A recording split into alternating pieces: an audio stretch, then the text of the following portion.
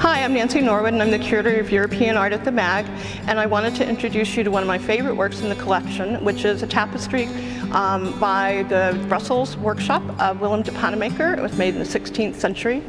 And the wonderful thing about this tapestry is the border, which was actually created for, the pattern or the design of it was created for King Philip II of Spain, and de Pannemaker worked for him for quite a while.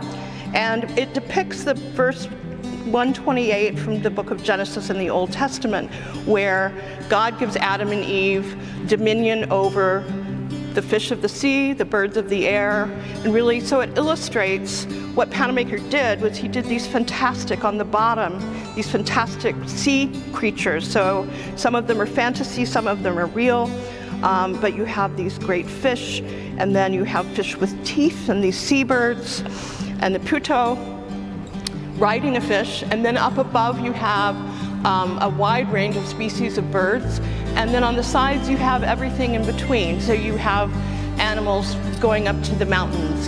So it really does depict the world in its entirety in terms of the living and animals and men. And that's my love letter to the MAG.